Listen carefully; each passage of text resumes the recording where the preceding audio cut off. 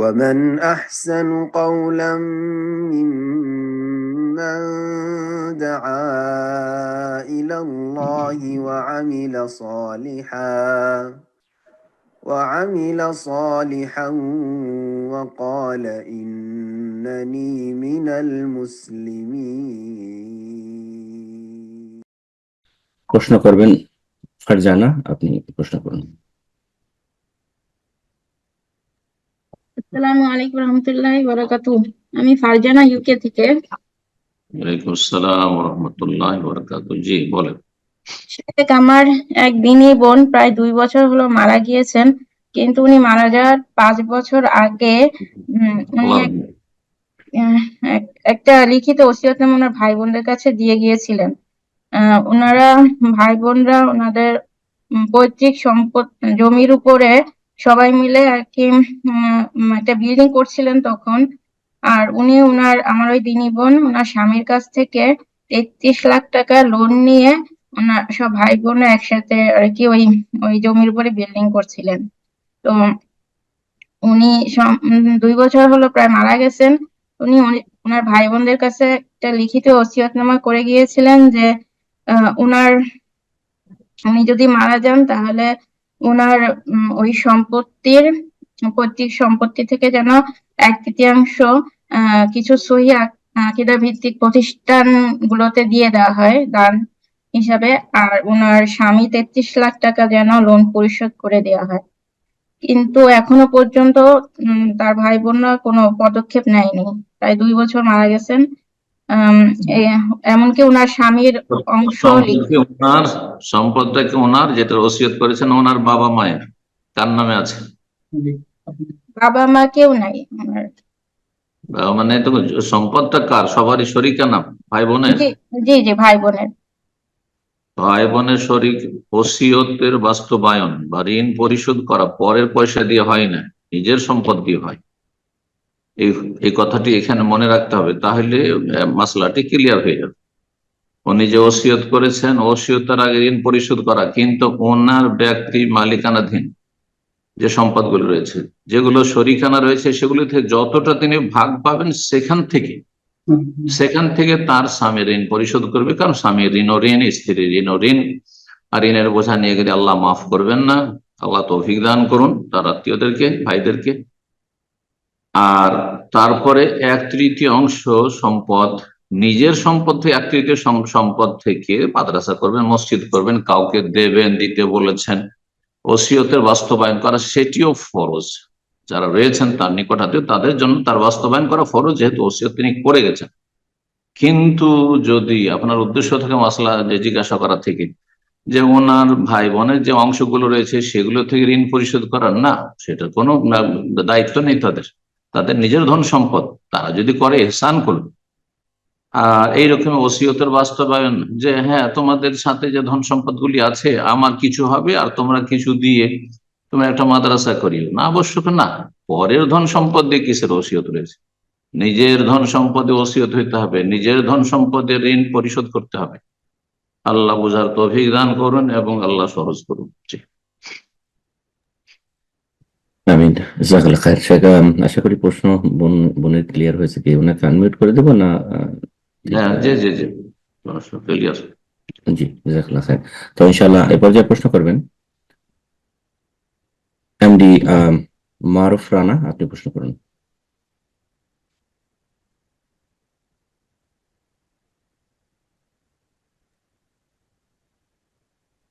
জি, আপনার phone unmute. আসসালামু আলাইকুম শেখ। ওয়ালাইকুম আসসালাম ওয়া রাহমাতুল্লাহি ওয়া বারাকাতুহু। জি, আমি আলহাসা থেকে বলতেছি। কোথা থেকে? আলহাসা। আচ্ছা, বলেন। প্রশ্ন হলো, আমার মায়ের 7 মাস ধরে অসুস্থ প্রায়। তো অনেক জায়গায় চিকিৎসা করেছি, রাজশাহী, মানে চুয়াডাঙ্গা, অনেক জায়গায় করেছি, কোনো ওষুধে কাজ হয় না। তো তারপরে মাকে জিজ্ঞেস করলাম কিরকম হয়, তো বললে যে বাড়ি থাকতে বলে না, কথা বলতে মন চায় না, তোর সাথে খাওয়া দাওয়া প্রায় কমে গিয়েছিল। তারপরে মানুষ সবাই বলে যে এই করেছে, গাছ করেছে, জাদু করেছে, এরকম বলে সবাই। পরে অনেক অসুস্থ হয়ে যায়, কিছু দিন থেকে যায়, তো দিন যায় অসুস্থ হয়ে যায়। তো কিছুদিন আগে একটা কবিরাজ বাড়ি গিয়েছিল, তো কবিরাজ বলেছে শরীরে 7টা গিট্টু মেরেছে আর জমিনে গাছ করে জমিন উল্টে দিয়েছে। মহিলার তো কাছে যার কাছে গেছিল সে মহিলা কি কোন আলেমা দিন সম্পর্কে জ্ঞান রাখে না কবিরাজ? সে কবিরাজ নেই? কবিরাজ সে বললে তাকে তার জিন তাকে কবিরাজ শিখিয়েছে সবকিছু। কবিরাজ গায়েব জানলো কি করে? গায়েব জানলো কেন? নবী ও সাল্লাল্লাহু বলে গায়েব জানতেন, সাহাবীরা গায়েব সে জানতেন। বল সে শিরক বলেছে করা, যে তাকে জিন কুফর শিখিয়ে করা। দিয়েছে। তওবা করতে বলেন, আর যাবেন না ওইসব অসৎ মহিলা, অসতী মহিলাদের কাছে। কবিরাজের কাছে যাওয়া হারাম এবং শিরকের রাস্তা। জি, ওটি জায়েজ না। যান কোন রাখি, এখন ভালো আলেম বলছে, তো আলেম রাখি জ্ঞানী, দিন সম্পর্কে জ্ঞানী, তহিদ সুন্নতের জ্ঞানী, তার কাছে রুকিয়া করেন, ঝাড়ফুঁক, আর না হলে নিজেরাই ঝাড়ফুঁক করেন। আল্লাহ শুকর দান। জি। তো অনেক কিছু করেছে, তো হয় না, এখনো তার কাছে গিয়েছে, এখনো সুস্থ হয় না। এখন করণীয় কি? আল্লাহর ইচ্ছে সুস্থ। ওষুধ খেলেই সুস্থ হয়ে যাবে জরুরি নয়, আল্লাহ যতক্ষণ শেফা না দিবেন। আর রুকিয়া করলে সুস্থ হয়ে যাবে জরুরি নয়, আল্লাহ যাকে শেফা দিবেন। মারিজ তো ইব্রাহিম আলাইহিস সালাম বলছেন যে আমি অসুস্থ হলে আল্লাহ একমাত্র শেফা দান করেন। মানুষ ওসিলা মাধ্যম, ঔষধ হচ্ছে ওসিলা মাধ্যম, ডাক্তার চিকিৎসক হচ্ছে ওসিলা মাধ্যম, রাকি রুকিয়াকারী হচ্ছে মাধ্যম, কোরআন সুন্নাহর দোয়া হচ্ছে মাধ্যম। নিশ্চিত নয় যে আমার রোগ আপনার রোগ ভালো হবেই, না না, না, আল্লাহর ইচ্ছা ছাড়া কিছু হবে না। আল্লাহর কাছে শেফা তলব করুন, দোয়া করুন আপনি আপনার মায়ের জন্য, এবং সৎ পথে, বৈধ পথে আপনি শেফার জন্য, আরোগ্যের জন্য চেষ্টা করুন। অবৈধ পথ অবলম্বন করে আর কল্যাণের আশা করা জায়েজ নয়, হারাম কাজ। আল্লাহ হেদায়েত দান করুন। জাযাকুমুল্লাহ খাইর। বারাকাল্লাহ ফিক। শেখ, এখানে যে ভাই প্রশ্ন করছিল, যেখানে আপনারা বলছেন যে কবিরাজ তাদেরকে গায়েব জানিয়েছেন জিনের মাধ্যমে, এই ধরনের জিনের না মাধ্যমে না যে, না, জিনেরা জি গায়েব এটা, জানে না। জি জিনেরা জাযাকাল্লাহ খাইর। একটা সত্য 100টি 99টি মিথ্যা লাগায়, তাতে কথা বোঝা গেছে না? যেমন হাদিসে রয়েছে। সুতরাং জিনদের সহযোগিতা নিয়ে গায়েব জানার কথা বলা, এরা ওই জন্য বললাম তো যে শিরকি আকীদার এই মহিলা, কবিরাজ নিয়ে অবশ্যই শিরকি বেদাতি আকীদা, পথভ্রষ্ট। জি, আল্লাহ তাদের অনিষ্ট থেকে রক্ষা করুন। মোটেই জায়েজ নয় তাদের কাছে যাওয়া। জাযাকাল্লাহ খাইর। এরপর যা প্রশ্ন করবেন, আরিক, আপনি প্রশ্ন করেন। আসসালামু আলাইকুম। ওয়ালাইকুম আসসালাম ওয়া রাহমাতুল্লাহি ওয়া বারাকাতুহু। জি, শেখ, আমি ক্যালিফোর্নিয়া থেকে বলছি। বলেন। তো শেখ, আমার প্রশ্ন হচ্ছে যে আমরা যখন কোনো হানাফি মসজিদে যাই নামাজ পড়তে, তখন দেখা যায় যে ইমাম যখন ভুল করে, তখন যখন সাহু সিজদা দেয়, তখন তারা অনেক সময় হানাফি নিয়মে সাহু সিজদা দেয়, অর্থাৎ শেষ বৈঠকে বসে একবার তাশাহুদ পড়ে ডান দিকে সালাম ফিরে আহ, আহ, 2টা সিজদা দিয়ে উঠে আবার তাশাহুদ দরুদ পড়ে। তো এই ক্ষেত্রে শেষ বৈঠকে ইমাম 2বার তাশাহুদ পড়ে। তো এই ক্ষেত্রে আমরা কি করব? আমরা কি ওরকম 2বার তাশাহুদ পড়বো শেষ বৈঠকে?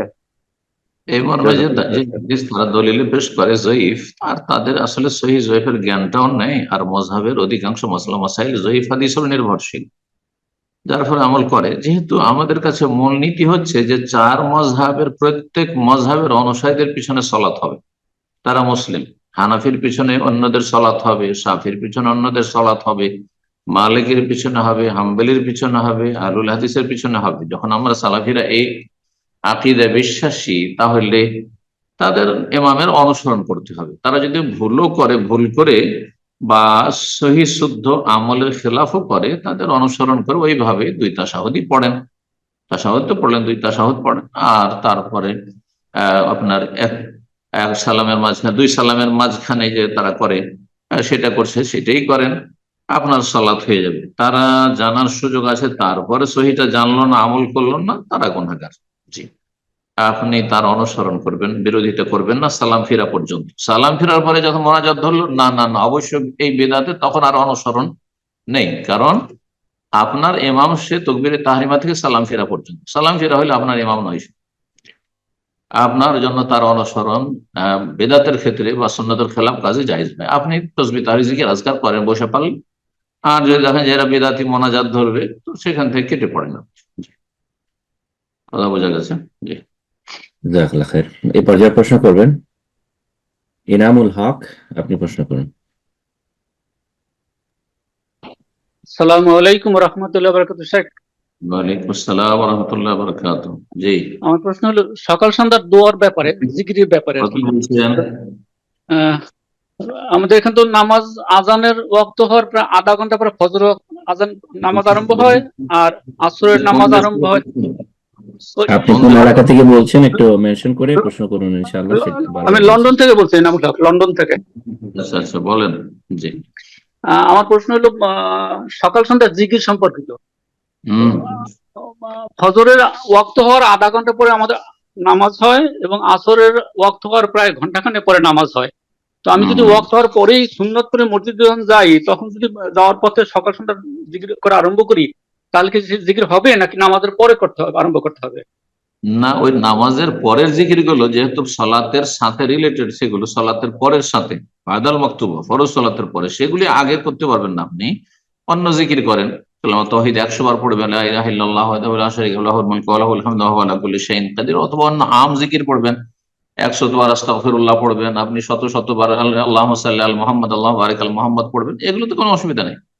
কিন্তু আপনি সালাম ফেরার পর যে জিকির আস্তাগফিরুল্লাহ আস্তাগফিরুল্লাহ আস্তাগফিরুল্লাহ আল্লাহুম্মা তাসামিনকা সালাম তাবারাকতা ইয়া যাল জালালি ওয়াল ইকরাম, আয়াতুল কুরসি ইত্যাদি, সূরা ইখলাস, ফালাক, নাস, এগুলো, তারপর 33 বার সুবহানাল্লাহ, 33 বার আলহামদুলিল্লাহ, 33 বার আল্লাহু আকবার, কালিমাত তাওহীদ 100 বার পুরা করার জন্য লা ইলাহা ইল্লাল্লাহ ওয়াহদাহু লা শারীকা লাহু, এগুলো পড়ে নেবেন আপনি নামাজের আগে, এটা জায়েজ না।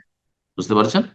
জাযাকুমুল্লাহ। যেগুলো আম জিকির, অনির্দিষ্ট সময় জিকির, সেগুলি আপনি যে কোনো সময় করতে পারেন। আপনি জি, সালাতের আগে পরে, রাস্তাঘাটে, সব জায়গায় করতে পারেন আপনি। আর যেগুলো সালাতের সাথে সম্পর্কিত, সেগুলো সালাতের পরেই করতে। প্রশ্ন করবেন এমডি, আপনি প্রশ্ন করুন। আসসালামু আলাইকুম সম্মানিত শাহেখ। ওয়ালাইকুম আসসালাম ওয়া রাহমাতুল্লাহি ওয়া বারাকাতুহু। জি, শাহেখ, আমি কলকাতা থেকে বলছি। বলেন। শাহেখ, আমি অনলাইনে অ্যামাজনের মাধ্যমে চারা গাছ বিক্রি করি। তো স্টকে চারাগাছ? চারা থাকে না। আমি তো গত সপ্তাহে এই মাসলাই তো শাহেখ, জিজ্ঞাসা করছি আপনি।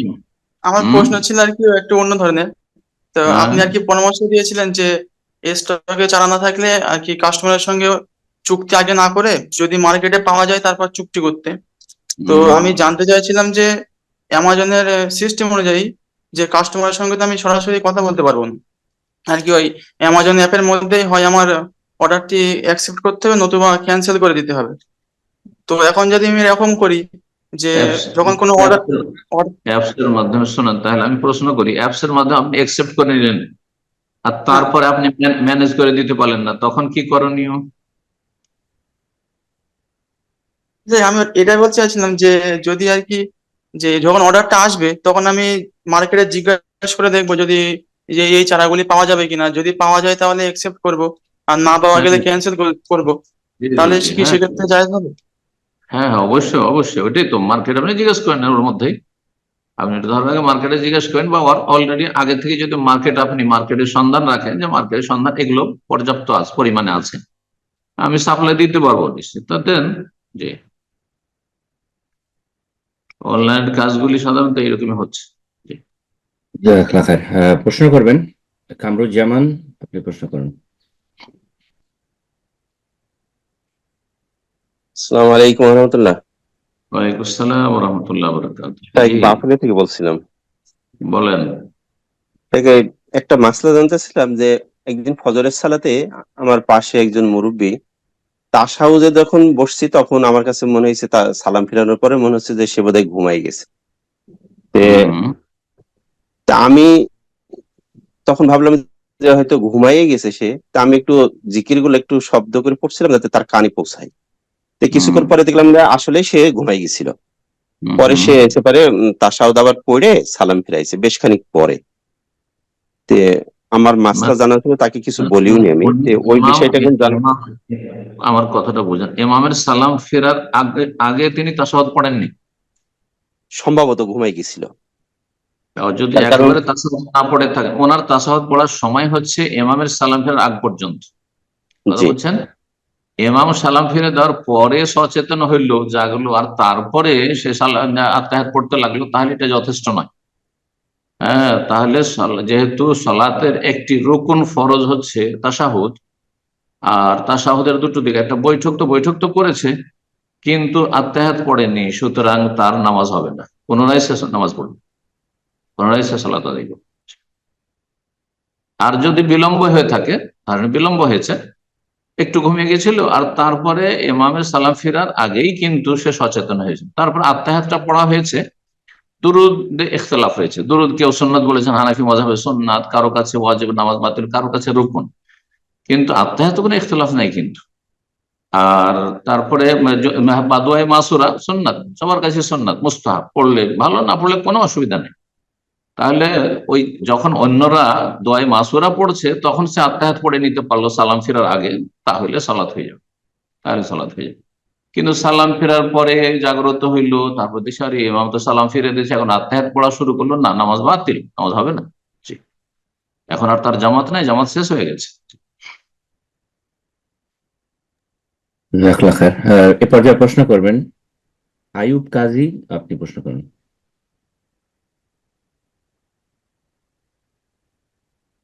আসসালামু আলাইকুম রহমতুল্লাহ শাহেক। ওয়ালাইকুম আসসালাম ওয়া রাহমাতুল্লাহি ওয়া বারাকাতুহু। জি, শাহেক, আমি বাংলাদেশ গোপালগঞ্জ থেকে বলতেছিলাম। মাশাআল্লাহ, বলেন। শাহেক, আমি এই অল্প বয়সে আমি একটা মসজিদের সাধারণ সম্পাদকের দায়িত্ব পাই। তা মাশাআল্লাহ, আমাদের যে আল্লাহ তৌফিক দিক, আমানত আদায় করা তৌফিক দিক। জি। শাহেক, এখানে একটা বিপত্তি ঘটছে, সেটা হচ্ছে আমাদের যে ইমাম ছিল তিনিও মোটামুটি এই সহিহ আকীদা সম্পর্কে মোটামুটি ধারণা ছিল। তা উনিও হুম, অনেক বিদআতের মধ্যে পরে হুম, আস্তে আস্তে উনি সহিহ দিকে আসতেছিল। তা হুম, মসজিদ যখন সাদ হয়ে যায় এবং আপনার পিলার টিলার সবকিছু কমপ্লিট, এই মুহূর্তে মহল্লাবাসী পুরোপুরি জানতে পারে যে আমরা এই সহিহ আকীদা অর্থাৎ আহলে হাদিস। হুম। তখন তারা আমাদের ব্যাপক বিরোধিতা করতে শুরু করে, বিশাল অনেক মারামারি গ্যাঞ্জাম, মানে রক্ত বই দেবে এরকম কথাবার্তা বলা শুরু করে। আল্লাহ হেফাজত করুক, তাদের তারপরে অনিষ্ট।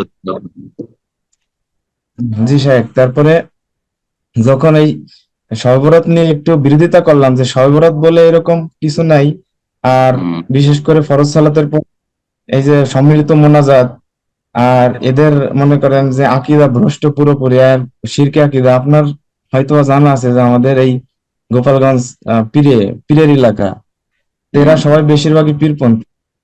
তো হুম, এই হুম, মুহূর্তে আমরা ত্যাগ করতে বাধ্য হয়েছি, মানে প্রচুর গ্যাঞ্জাম ফাসাদ সৃষ্টি হচ্ছে। হুম, হুম, এখন এই প্রশ্নটা হচ্ছে যে আমাদের যে ইমাম ছিল তিনি ওই দাম্মামে আছে, এখন উনি চলে গেছে এখান থেকে। আমি হুম, বলছি যে শাইখের সাথে একটু সুযোগ হলে কথা বলবেন, তো উনি বলছে হুম। হ্যাঁ ভাই, সুযোগ হলে ইনশাল্লাহ কথা বলবো। এখন প্রশ্ন হচ্ছে শাইখ, আমি তো ওই যে 7 পর্যন্ত করছিলাম, তারপরে চলে আসছি মসজিদ থেকে বের হয়ে।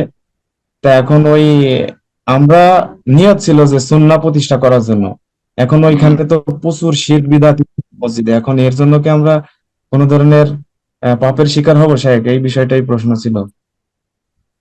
আল্লাহ কোরআনে কারিমে বলছেন সূরা বাকারার শেষ আয়াতে, লা ইউকাল্লিফুল্লাহু নাফসান ইল্লা উসআহা, মানুষকে ক্ষমতার বাইরে আল্লাহ দায়িত্ব চাপান না। তো আপনাদের ক্ষমতায় সেই মসজিদ রক্ষা করা সম্ভব ছিল না, বা সম্ভবপর হয়নি।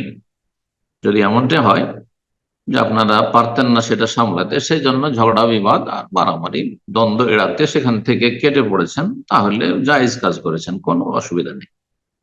বোঝা গেছে? আর যারা যেসব বেদাতিরা এখন সে মসজিদ দখল করেছে, তারা কি করবে না করবে রবের কাছে তারা জবাব দেবে, তারা তাদের জবাব দেবে।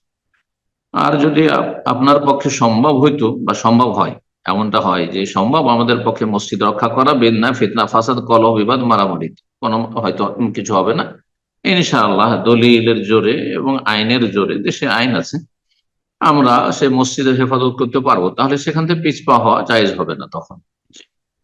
আশা করি এই বিষয়টি বুঝতে পেরেছেন। তো আপনার যদি অবস্থাটা এমনই থাকে যে আপনি নিরুপায় ছিলেন, তাহলে ছেড়ে দিয়ে এসছেন, ভালো করেছেন, কারণ শিরক বিদআতের সমর্থন করা জায়েজ নয়।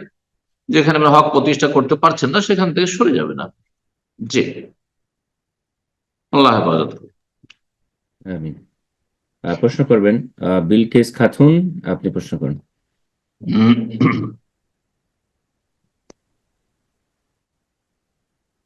আসসালামু আলাইকুম ওয়া রাহমাতুল্লাহি ওয়া বারাকাতুহু। ওয়ালাইকুম আসসালাম ওয়া রাহমাতুল্লাহি ওয়া বারাকাতুহু। জি। স্যার আমি ইন্ডিয়ার রায়গঞ্জ থেকে বলছি। হুম। আমার প্রশ্নটা হচ্ছে সলাৎ বিষয়ক। ফরজ সলাতের পরে দোয়া করা কি বাধ্যতামূলক? দোয়া না করলে কি গুনাহগার হতে হবে? দোয়া মানে হাত তুলে দোয়া? হ্যাঁ, হাত তুলে। হাত তুলে দোয়া ফরজ সালাতের পরে জামাতবদ্ধ তো নেই বিধাত, একা একা মাঝে মাঝে করলে জায়েজ, নিয়মিত একা একাও যদি করে হাত তুলে দোয়া ফরজ সালাতের পরে সেটিও বিধাত। বোঝা গেছে? নবী সাল্লাল্লাহু আলাইহি ওয়াসাল্লাম, সাহাবায়ে কেরাম থেকে কারোতে প্রমাণিত নয়। এখন ফরজ সালাতের পরে করণীয় কি? করণীয় জিকির, দোয়া নাই, আজকার। দোয়া নাই, সেটি হচ্ছে জিকিরের জায়গা। আর দোয়ার জায়গা সালামের আগে। হ্যাঁ, সালামের আগে আত্তাহিয়াত পড়লেন, দরুদ পড়লেন, তারপরে দোয়া করেন। হ্যাঁ, যে কোনো দোয়া, নবী সাল্লাল্লাহু আলাইহি ওয়াসাল্লামের দোয়া, আল্লাহু ইন্নী আউযু মিন আযাবিল কবরে, 4টি-5টি বিষয় থেকে আশ্রয় কামনা করে, আর তার আল্লাহু ইন্নী যালামতু নাফসি যুলমান কাসীরা, রব্বানা আতিনা ফিদ দুনিয়া হাসানাহ ওয়া ফিল আখিরাতি হাসানাহ ইত্যাদি। তারপরে যে কোনো দোয়া। ওয়ালিয়াতাখায়্যার মিনাল মাসআলাতি আজাবাহু ইলাইহি, নবী সাল্লাল্লাহু আলাইহি ওয়াসাল্লাম বলছেন যে এই সময়টাই, সালাম ফেরার আগে আত্তাহিয়াত দরুদ যখন পড়া হয়ে গেল, তখন তুমি যাচ্ছা করো, বা যে কোনো মুসল্লি যেন আল্লাহর কাছে চাই, কামনা করতে থাকে, আজা বলে যেটা তার পছন্দনীয়, ব্যাস জায়েজ কাজ হইতে হবে দিন দুনিয়া।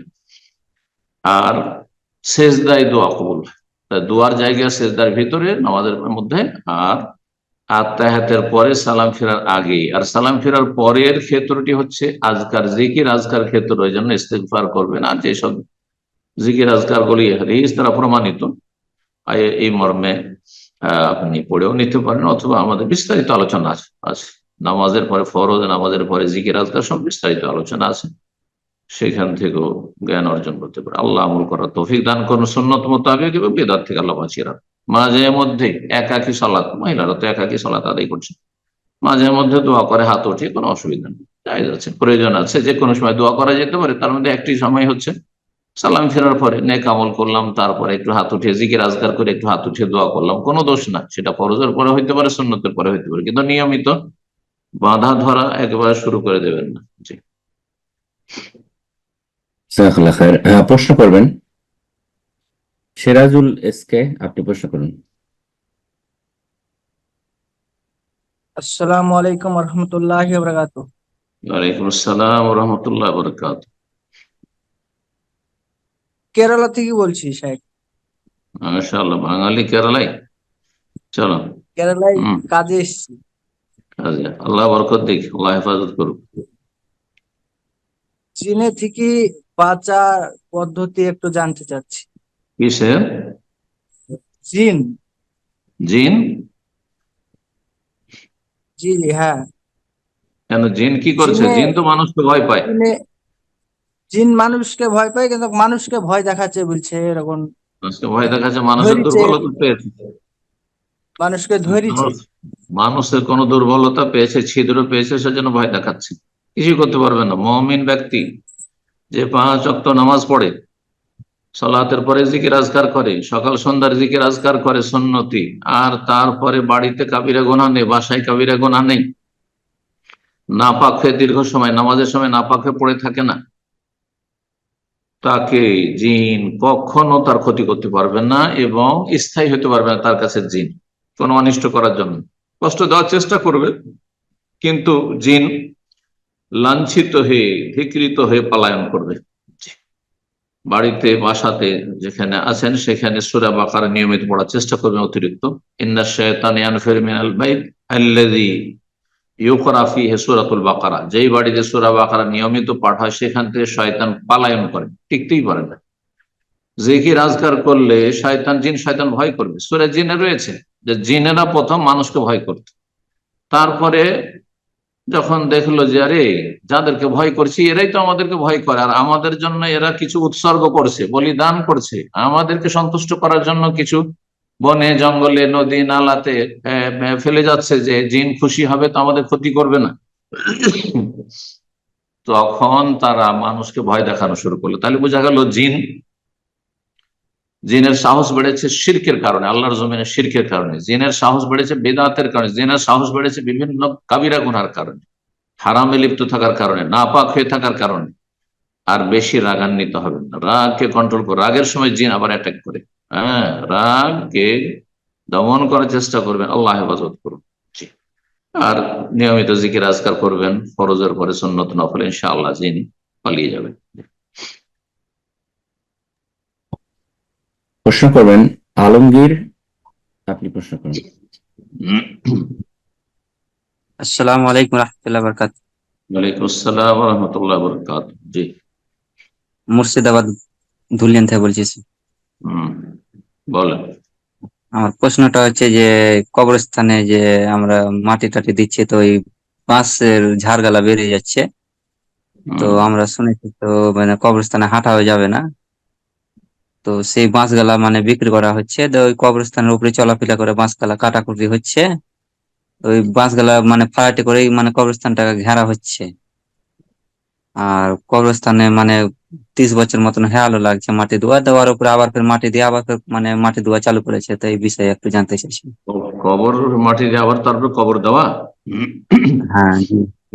আর হ্যাঁ। কবরস্থানের ওই বাঁশগালা মানে যে কাটে ওই করে জাপটি করে আবার ঘেরা দিচ্ছে আর কি, মানে যাতে শিয়াল টিয়ালে মানে কবরস্থানকে নাই গুদাম কোথায়। কবর যদি পুরাতন হয়ে যায়, হাড় হাড্ডি হয়ে গেছে, তাহলে আর শীতকালে কি করবো? তার আর কবরগুলো বসে যাচ্ছে সেই জন্য সেগুলোর মাটি দিচ্ছে না, কবর উপরে মাটি দিয়ে আবার তারপর কবর দিচ্ছে জায়গার অভাবে? কোনটা করছে? জায়গা তো ডুবে যাওয়ার কারণে ওই জি ওই ওপরে মানে যে মাটিটা মানে কবরস্থান আগে দোয়া হয়ে গেছে অলরেডি, মানে মোটামুটি 30 বছর হয়ে যাবে এক একটা কবর, ফুল হয়ে আবার গেছে, ওর উপরে কবর ফুল হয়ে গেছে, জায়গা নেই আর। কবর ফুল হয়ে যায়, জায়গা নেই, মানে সাইডে এমনি জায়গা আছে তো ওগুলো ডুবে আছে, মানে বর্ষার সিজনে মাটি দেওয়া হয় না।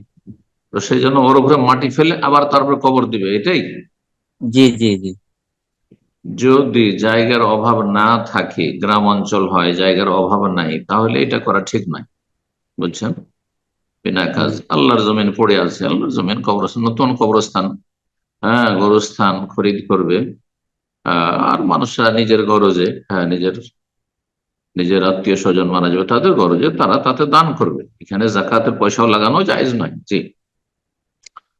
আর যদি দেখা যায় যে শহরের জায়গা অনেক দাম বেশি, আর শহরে জায়গা পাওয়াও যাবে না, কাছে অনেক দূর যেতে হবে, সেটা বড় মুশকিল হবে শহরবাসীর জন্য, তাহলে তখন তার উপরে যেগুলো পুরাতন কবর হয়ে গেছে 30 বছর 40 বছর, সেই কবরগুলির উপরে মাটি দিয়ে, বেশি করে মাটি দিয়ে তারপরে তখন তারপর কবর দিলে দিতে পারে, আল্লাহ তাআলা আলাম। জি। আর কবরস্থানে যেখানে কবর হয়ে গেছে সেখানে ঘাস পাত এমনি কাটা বন জঙ্গল সাফ করার কোনো প্রয়োজন নেই, একমাত্র আশেপাশে বাড়িঘর আছে আর সেখানে সাপ বিচ্ছুর জঙ্গল হয়ে যাবে, আর সাপের অনিষ্ট থেকে বাঁচার জন্য যদি করে সেটা ভিন্ন বিষয়, কিন্তু এমনি বন জঙ্গল সাফ করবো, সাফ সুতরা করবো কবরকে, সেই জন্য কবর উপর চড়তে যাবে না, মোটেই জায়েজ নেই, এগুলো ঠিক নয়। বাঁশ হয়ে গেছে, বাঁশের একটা মূল্য আছে, আর বাঁশগুলি যদি কাটতে চাই, আল্লাহ তাআলা আলম, তো যথাসাধ্য কবর পরে যেন পা না দেয়, কবর হাঁটাহাঁটি না করে, কারণ কবর হাঁটাহাঁটি, কবরকে দোলন করা জায়েজ নয়, নিষেধ আছে হাদিসে। সুতরাং এগুলো করবে না, কিন্তু যদি সতর্কতার সাথে সেগুলো কেটে নিয়ে কবরস্থান ঘেরার কাজে লাগাক, অথবা কাজে লাগাক, কবরস্থানের উন্নতি করবে, তো আল্লাহু আলাম জায়েজ হতে পারে। জি। আল্লাহ তাআলা আলাম, আল্লাহ ভালো জানেন। জাযাকাল্লাহ খায়ের। প্রশ্ন করবেন এইচ কে শাকিল, আপনি প্রশ্ন করুন।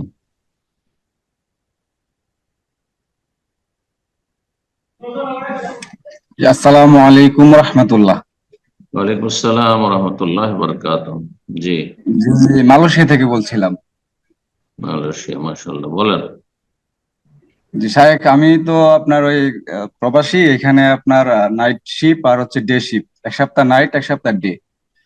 তো নাইট আমার জন্য ফজরের সালাতটা পড়তে একটু কষ্ট হয়ে যায়, রাত দেখা গেছে রাত 3টা 4টা 2টা বাজে, সেক্ষেত্রে বাসায় এসে খাওয়া দাওয়া করে মানে ফ্রেশ হয়ে শুইতে শুইতে হয়ে যায়, লেট হয়ে যায়। আর ফজরের রক্ত এখানে আপনার 6টা 2-3 শুরু হয়, সূর্যোদয় হয় 7টা 10-এ। তো আমি আসলে মানে 3টার দিকে ফজর সালাত আদায় করে শুয়ে থাকবো, নাকি পরবর্তীতে সকাল যখন ঘুম ভাঙে তখন সালাতটা আদায় করবো আর কি? হুম। এখন সালাত মুসলিম জীবনের সবচেয়ে গুরুত্বপূর্ণ ইবাদত, আর আপনি আপনার শরীরের দিকে খেয়াল রেখে আপনার ঘুমের দিকে খেয়াল রাখে সেটাকে প্রাধান্য দিয়ে 1 নম্বরে আমার ঘুম ঠিক রাখবো আর তারপরে সালাতের টাইম টেবিল সেট করবো, এটা কি চলবে? মোটেই জায়েজ নয়। আল্লাহ হেফাজত করুন। আপনাকে আমি পরামর্শ দিচ্ছি এবং শরীয়তের মাসলাও বলছি। আপনি ডিউটি করছেন, এটা দুনিয়া, রাত্রে 3-4টে আসছেন, 6টার সময় ফজর হবে। ফজর, প্রথম কথা, ফজরের আউয়াল ওয়াক্ত না হওয়ার আগে, মানে আজানের সময় হয়নি, শুভ সাদেক, তার আগে কোন সালাত জায়েজ নেই। ফজর কেন, কোন সালাত, মাগরিব জায়েজ নেই। 2-3 মিনিট আগে কেউ যদি মাগরিবের নামাজ পড়ে নেয় বা শুরু করে দেয়, সে নামাজ হবে না। নামাজের টাইমের আগে কোনো নামাজ হবে না। জি। আর নামাজের টাইম পার হওয়ার পরে নিরুপায় ব্যক্তির হবে, যার উপায় আছে তার হবে না, বা নিয়মিত বদ অভ্যাস করে নিলে হবে না। তাহলে এই ক্ষেত্রে আপনি 3টা-4টার সময় অথবা 6টার সময় আউয়াল ওয়াক্ত, নামাজ কখন জামাত দাঁড়াচ্ছে সেটা দেখার বিষয় নাই, কিন্তু আজানটা কখন হচ্ছে, যখন আজান হচ্ছে তখনই যদি জামাতে নাও যেতে পারেন আপনি, তখনই আপনি 2-4 রাকাত পড়ে নিলেন আর শুয়ে গেলেন, তবু অন্তত কাবিরা গুনাহ থেকে, বড় কাবিরা গুনাহ থেকে বেঁচে গেলেন। আপনি বেনামাজি না, আপনার মধ্যে সে মুনাফিকির লক্ষণ নেই। তবে গাফিলতি আছে, যেন আল্লাহ রাব্বুল আলামিন, বা অপারগতা আছে, আল্লাহ যেন মাফ করে, আল্লাহর কাছে সবসময় ক্ষমা চাইবেন, আল্লাহর কাছে সুধারণা রাখবেন। আর যদি সেটা না হয় যে আপনি জাগতে পারলেন না, জেগে থাকতে পারলেন না, আপনি ফজর হওয়া পর্যন্ত, 6টা পর্যন্ত, 3টায় খাওয়া দাওয়া, নাইট ডিউটি করে আর শুয়ে পড়লেন, তাহলে আপনার কিছু করণীয় আছে। আপনি অ্যালার্ম লাগিয়ে রাখবেন, হ্যাঁ, রিপিট অ্যালার্ম লাগিয়ে রাখবেন, একবার না কয়েকটা, 5 মিনিট 10 মিনিট পর পর লাগিয়ে রাখবেন, যে যাতে করে আমি সূর্য ওঠার আগে ফজরটা পড়ে নিতে পারি। মসজিদে যদি যেতেও না পারেন, খুব ক্লান্তি অথবা ঘুমের চাপ, উঠে উজু করে আপনি সালাতটা আদায় করে টাইমে, এর জন্য যথাসাধ্য আপনার প্রচেষ্টা থাকতে হবে। আশা করি বুঝতে পারছেন। এই চেষ্টা আপনার অবশ্যই থাকতে হবে, এতে যেন কোনো গাফিল, আপনি অ্যালার্ম লাগালেন না আর আপনি ঘুমিয়ে গেলেন, ভাবলেন যে আচ্ছা ঠিক আছে, যখন পাক শাকের জন্য সকাল 10টায় উঠবো তখন ফজর পড়ে নেব, না, গুনাহগার আপনি, গুনাহগার।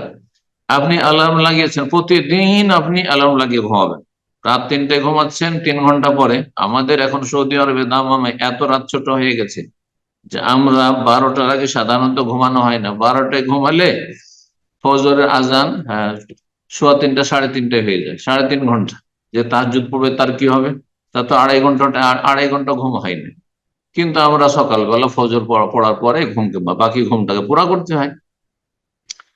কথা হচ্ছে, যার কাছে আখেরাত মুখ্য উদ্দেশ্য হবে, জান্নাত মুখ্য উদ্দেশ্য হবে, জাহান্নাম থেকে রক্ষা পাওয়া হচ্ছে 1 নম্বর আমার জীবনের টার্গেট, আর তারপরে দুনিয়ার ঘুম, দুনিয়ার খাওয়া দাওয়া, দুনিয়ার চলাফেরা, দুনিয়ার আয় উপার্জন, সেই ব্যক্তির জীবন আলাদাই হবে, আলাদাই জীবন হবে। আখেরাতটা ঠিক রাখতে হবে, আমার ঘুম পড়ে।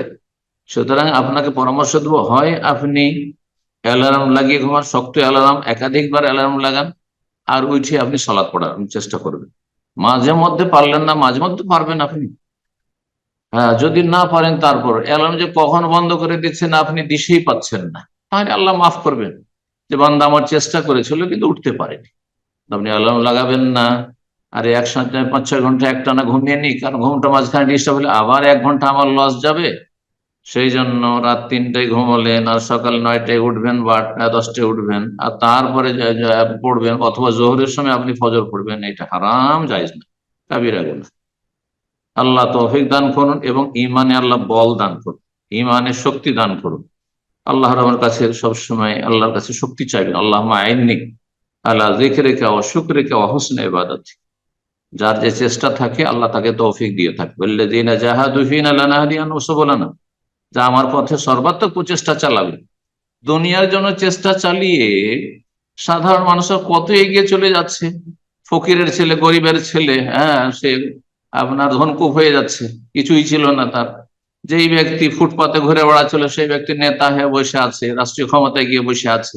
এটা অশিক্ষিত সন্তান, রিক্সাওয়ালার সন্তান গিয়ে বড় অফিসার হয়ে বসে আছে। হ্যাঁ, তো কথা হচ্ছে যে দিনের ক্ষেত্রে যে চেষ্টা চালাবে, অবশ্যই আল্লাহ তাকে তখন লানাহদিয়ান্নাহুম সুবুলানা, অবশ্যই আমি রাস্তা দেখাবো জান্নাতে, অবশ্যই সেটা আল্লাহ সহজ করে দেবে। আল্লাহ যেন তৌফিক দান করেন। এবং সমস্ত গাফিলতি থেকে আমাদেরকে মুক্তি লাভের তৌফিক দান করে। জাযাকুমুল্লাহ। বারাকাল্লাহু ফিক। এ পর্যায়ে প্রশ্ন করবেন এসকে আসগর, আপনি প্রশ্ন করুন।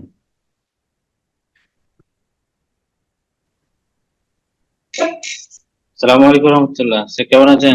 আসসালামু রহমতুল্লাহ বারাকাতুহু। জি বলেন। যে আমি সৌদি আরব রানিয়া থেকে আসগর বলছি স্যার। মাশাআল্লাহ, বলেন। যে আমার প্রশ্ন হচ্ছে যে কোন দেশের সরকার যদি মানে জনগণের উপর যে জুলুম করে, তো জনগণের সেক্ষেত্রে করণীয় কি? জি এইটাই নবী আমার সাল্লাল্লাহু আলাইহি ওয়াসাল্লাম বলেছেন, যদি কেউ জুলুম করে তোমাদের উপর, এমন নেতারা আসবে যারা জুলুম করবে, তো নবী সাল্লাল্লাহু আলাইহি ওয়াসাল্লাম বলেননি যে অস্ত্র নিয়ে বেরিয়ে যাও, হ্যাঁ, আর দুই দিকে মুসলিমকে কোন করো, মুসলিম নিধন করো, বরং ফাসবিরু, ধৈর্য ধারণ করো, সবর করো, হাত্তা তালকাউনি আলাল হাউজ, কতদিন সবর করতে হবে? হাত্তা তালকাউনি আলাল হাউজ, হাউজে কাউসার আসা পর্যন্ত, হাসরের মাঠ পর্যন্ত। এই নয় যদি 4-5 বছর একটা টার্ম সবর করো, তারপরে দেখা যাবে ওদেরকে দেখবো, না না না না, এসব বলেননি। নবী সাল্লাল্লাহু আলাইহি ওয়াসাল্লাম বলেছেন ফাসবিরু, সবর করো, ধৈর্য ধারণ করো, হাত্তা তালকাউনি আলাল হাউজ, হাউজে কাউসারে আসা পর্যন্ত। সারা জীবন সবর করতে হবে। কেন জুলুম অত্যাচার হয়নি উমাইয়াদের আমলে?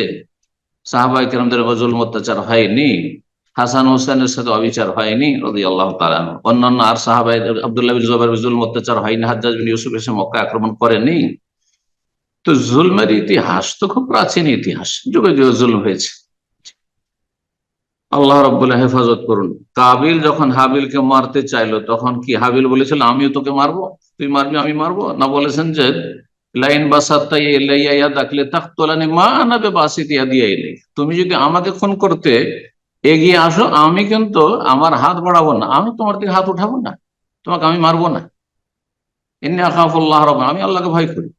তুমি জুলুম করো সেদিন আমিও জুলুম করবো, তুমি সীমা লঙ্ঘন করছো আমিও সীমা লঙ্ঘন করবো, না মোটে না। তাহলে সমাধান খুব সহজ। আল্লাহ হেফাজত করুন। জি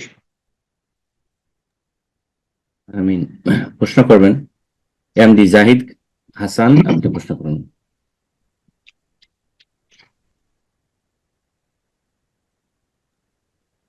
আসসালামু আলাইকুম শাহেখ। ওয়ালাইকুম আসসালাম ওয়া রাহমাতুল্লাহি ওয়া বারাকাতুহু। আমি জি বলছি বাংলাদেশ থেকে। জি বলেন। প্রশ্ন ছিল যে আমার বাবা মার হজ করার মতো সামর্থ্য ছিল, তখন তারা হজ করে নাই, মানে পরবর্তীতে করবে এটা চিন্তা করে। এখন তাদের ইচ্ছা হয়েছে, কিন্তু এখন সামর্থ্যটা এখন আর নাই, এখন সেক্ষেত্রে করণীয় কি? শারীরিক সামর্থ্য নাই না আর্থিক সামর্থ্য নাই? আর্থিক সামর্থ্য নেই। কত কি? আর্থিক সামর্থ্য নেই। মানে তো অর্থগুলো গেল কোথায়? ছেলে মেয়েকে ভাগ করে দিয়ে দিল নাকি? না, তারা হচ্ছে যে ব্যবসা বাণিজ্য করতেন বাবা, তো ব্যবসা বাণিজ্য মানে ইয়ে হওয়ার কারণে এখন মানে আর্থিক অবস্থা খারাপ হয়ে গেছে। তাহলে আর ফরজ নেই, কিন্তু উনি যে এক সময় হয়তো কয়েক বছর তার কাছে এত টাকা ছিল যে সংসার চালিয়েও তিনি হজ করে যেতে পারতেন, হজ ফরজ ছিল। আপনার বাবার উপর হজ ফরজ ছিল, আপনার বাবার টাকায় মায়ের উপর হজ ফরজ হয় না। তো মা এই ক্ষেত্রে মায়ের নিজের টাকা পয়সা না থাকলে তারপর হজই ফরজ ছিল না। আর কোনো বাবা যেন কোনো স্বামীর জন্য জরুরি ফরজ নাই যে আমি হজ করবো তো আমার স্ত্রীকে হজ করাইতে হবে, তার টাকা থাকলে হজ করবে আর না হলে হজ করবে না। আর যদি করিয়ে দেয় তো এহসান, নফল কাজ করবে। বাকি তাহলে আপনার বাবা যে এই সময়টি গাফিলতি করেছেন, যাবো যাচ্ছি, অথবা দেখা যাক পরে যাব, আর তারপরে অভাবী হয়ে গেলেন, আর হজের আর্থিক সামর্থ্য থাকলো না। যদি আর্থিক সামর্থ্য থাকে, শারীরিক দিক থেকে অচল, সামর্থ্য নাই, তাহলে বদলি হজ করা আপনাদের জন্য আবশ্যক। তার পরিত্যক্ত ধন সম্পদ থেকে বদলি হজ করাতে হবে। জি। আর যদি দেখা যায় আর্থিক সামর্থ্য নেই, তাহলে আল্লাহ মাফ করবেন, তিনি আল্লাহর কাছে গুনাহ থেকে তওবা ইস্তিগফার করবেন যে আল্লাহ আমি যে বিলম্ব করেছি আর এখন হজ নসিব হইল না, যে এই ত্রুটি আল্লাহ মাফ করে দেন, এটি আমার পক্ষে থেকে ত্রুটি। যেহেতু হজ সঠিক মতে আলাল ফরজ, মানে যেই বছর হজ ফরজ তখনই ফরজ, কিন্তু ফরজ হয়েছে আমার এই বছর করব, 5 বছর পর গিয়ে না, এই 5টা বছর যে আমি বিলম্ব করলাম এই জন্য গুনাহগার হইতে হবে, এইটি হচ্ছে সহি শুদ্ধ মত ফুকাহাদের। সুতরাং নিজেকে গুনাহগার মনে করি, আপনার আব্বা যদি বেঁচে থাকেন তিনি তওবা করবেন, আল্লাহর কাছে ইস্তিগফার, আল্লাহ তুমি মাফ করে দাও, এবং হতে পারে যে তওবা ইস্তেগফারের বরকতে আল্লাহ আবার আর্থিক সচ্ছলতা ফিরিয়ে দেবেন, আর তারপরে হজ নসিব হয়ে যাবে, বা বদরি হজ অন্তত আপনারা করাইতে পারবেন। বারাকাল্লাহ ফিক।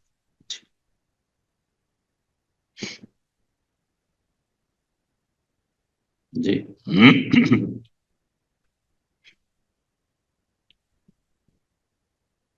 কি ইকরাম ভাই কোথায়? আব্দুল মজিদ, জি শেখ, ঠিক আছে। কি ব্যাপার, আপনি কি ঘুমিয়ে গেছিলেন নাকি? না, আমি দেখছিলাম যে আপনার ছবিটা পজ হয়ে গিয়েছিল। তো এখন ঠিক আছে ইনশাআল্লাহ। তো আমি রিকোয়েস্ট করছিলাম প্রশ্ন করার জন্য। বিকাশ এস কে, আপনার ফোনটা আনমিউট করে নিন, প্রশ্ন করুন।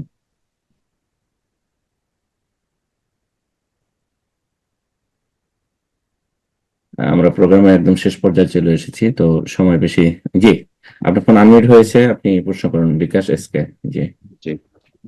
আসসালামু আলাইকুম রহমতুল্লাহ। ওয়ালাইকুম আসসালাম ওয়া রাহমাতুল্লাহি ওয়া বারাকাতুহু। আমি মুর্শিদাবাদ ফারাক্কা থেকে বলছিলাম। বলেন। তাই আমার প্রশ্ন হলো যে আমি এক জায়গায় পড়েছিলাম যে আহ, প্রথমে ইমামের পিছনে ওই মানে যে জ্ঞানী বেশি সে দাঁড়াবে, তারপরে যে জ্ঞানী সে দাঁড়াবে। হ্যাঁ, তো কিন্তু ওই জায়গাগুলোতে ওরা দাঁড়াতে পারে না, তার আগেই বাচ্চা বা যাদের কোনো জ্ঞান নেই ইসলাম সম্পর্কে, তারা ওই জায়গাতেই হয়তো তাদেরকে সরিয়ে কি জ্ঞানীদেরকে ওখানে আনা যাবে? বুঝতে পারলাম না, প্রশ্নটা আমি ক্লিয়ার নাই। যে আবার বলেন, আর না হলে আমাদের ভাই যে আছেন একরাম ভাই আপনার কথাটা এক্সপ্লেন করবেন। কথাটা ক্লিয়ার আমি বুঝতে পারলাম না। জি, আপনি আবার রিপিট করেন। আসলে উনি মনে হয় সালাতের সফের কথা বা কাতারের কথা বলছেন আর কি, শুরুতে যারা দাঁড়ান। জি, আপনি একটু রিপিট করুন প্লিজ। জি জি স্যার, বলছিলাম যে ইমামের পিছনে আমি একবার পড়তে পড়তে দেখেছিলাম যে সর্বপ্রথম ওই দাঁড়াবে যে বেশি জ্ঞানী ইমামের পরে, তারপরে যে তারপরে ব্যক্তি সে কি করলে, তারপরে যে ব্যক্তি যে ব্যক্তি কি করে, মানে জ্ঞানী বেশি। জ্ঞানী ব্যক্তি মানে দিন সম্পর্কে, সালাতের মাসাইল সম্পর্কে, যাতে করে ইমাম জি জি জি মাজুর হয়ে গেলে ইমামতি করে দিতে পারে, ইমামের ভুল হলে ভুল ধরে দিতে পারে ইত্যাদি। জি, জ্ঞানী মানে দিন সম্পর্কে, সালাত সম্পর্কে জ্ঞানী ব্যক্তি। জি। লিয়ালিয়ানি মিনকুম উলুল আহলামি ওয়ান নুহা, নবী সাল্লাল্লাহু আলাইহি ওয়াসাল্লাম বলেছেন আমার পাশাপাশি কাছাকাছি যেন জ্ঞানী গুণীরা থাকে।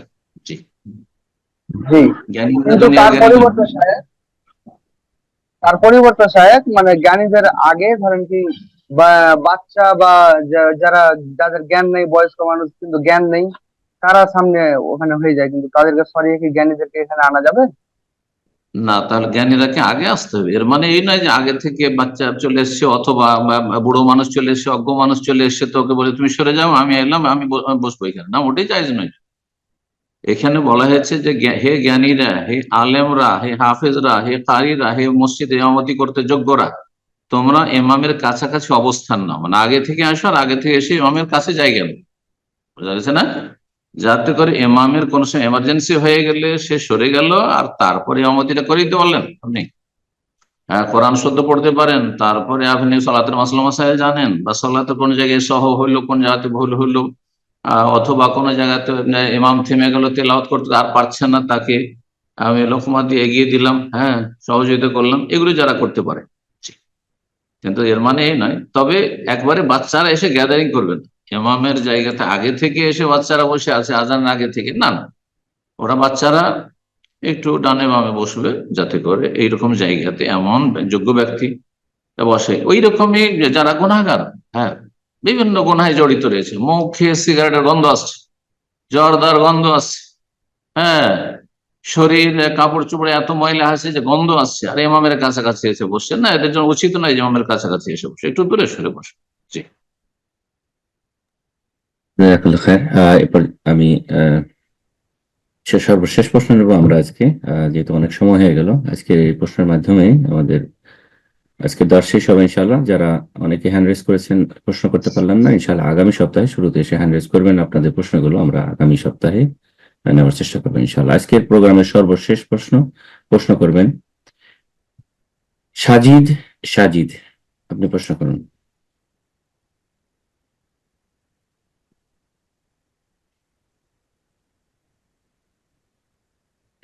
সাজিদ, আপনার ফোনটা আনমিউট করে নিন, প্রশ্ন করুন।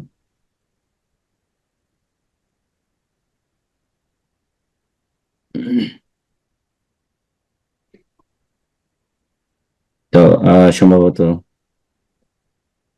ব্রাদার নেটে নেই, বা আমরা অন্যজনকে সুযোগ করে দিই ইনশাআল্লাহ। সর্বশেষ প্রশ্ন টুটুল আহমেদ, আপনি প্রশ্ন করেন। জি,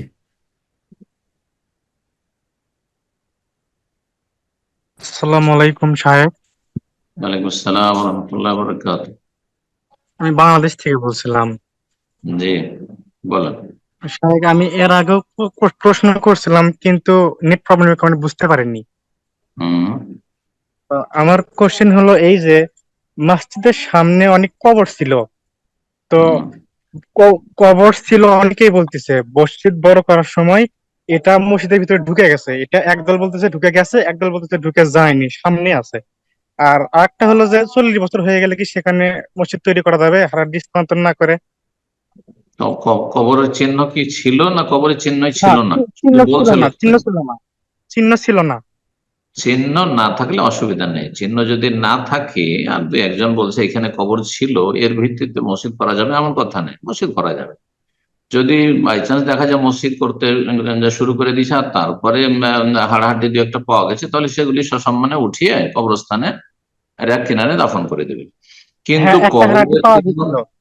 শোনার কথা, কবরের চিহ্ন আলামত মওজুদ রয়েছে, কবর দেখা যাচ্ছে যেগুলো কবর, আর জেনে শুনে কবর খনন করে সেখানে মসজিদ তৈরি করা জায়েজ নাই। কারণ কবরওয়ালার হক বেশি যে সেখানে সে অবস্থান করবে, সে থাকবে সেখানে। কথা বোঝা গেছে? দুই একজন কেউ বলছে যারা কবর দিয়ে তারা চলে গেছে, আর কবর পুরাতন হয়ে গেছে, হয়তো 40 বছর হয়ে গেছে। তারপরে শেষ মাসলা যেটি, যে কোন জায়গাতে জানছেন যে কবর আছে, 40 বছর হয়েছে সেই জন্য, আর অথচ চিহ্নিত যেগুলো কবরস্থান, আর সেই কবরস্থানকে খুঁড়ে ফেলে দিয়ে আর তারপরে মসজিদ না, মোটেই জায়েজ নাই। কিয়ামত পর্যন্ত যদি চিহ্নিত থাকে কোনো জায়গায় এটা হচ্ছে মাকবারা, কবরস্থান, তাহলে সেখানে মসজিদ তৈরি করা জায়েজ নয়। ওই রকমই কোন জায়গায় যদি মসজিদ আগে থেকে হয়ে থাকে আর মসজিদ 500 বছর 1000 বছর হয়, তবুও সেখানে কোনো কবর দেওয়া জায়েজ নাই। মসজিদের ভিতরে কবর দেওয়া জায়েজ নয়। মসজিদ আগে থেকে আছে, মসজিদ বেশি হক রাখে সেই জায়গার। আর কবর আগে হয়েছে, কবরস্থান আগে হয়েছে, পরে মসজিদ জানাশোনা কবরস্থান, বা এখানে কবর আছে দেখা যাচ্ছে যেগুলো কবর, তাহলে সেখানে মসজিদ বানানো জায়েজ নয়, কারণ সেই কবরবাসীরা বেশি হক রাখে ওই জায়গার। বারাকাল্লাহু ফিক।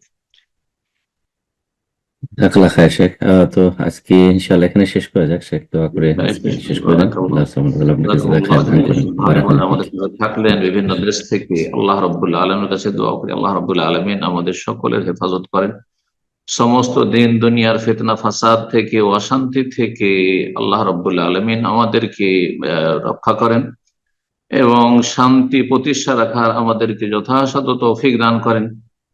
অশান্তি, মানুষের জন্য অশান্তি, সেসব অশান্তি থেকে আল্লাহ আমাদের বাঁচার, মানসিক, শারীরিক, পারিবারিক, সামাজিক, রাষ্ট্রীয় সমস্ত রকমের অশান্তি থেকে আল্লাহ আমাদেরকে হেফাজত রাখেন, এবং ভালো কাজে আমাদেরকে অংশ নেওয়ার তৌফিক দান করেন।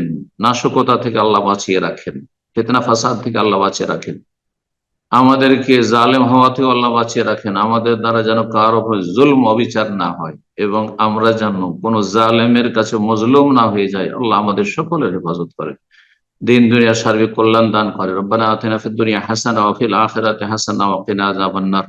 ওয়া সাল্লাল্লাহু ওয়া সাল্লাম আলা নাবিয়িনা মুহাম্মদ ওয়া আলা আলিহি ওয়া সাহবিহি আজমাইন।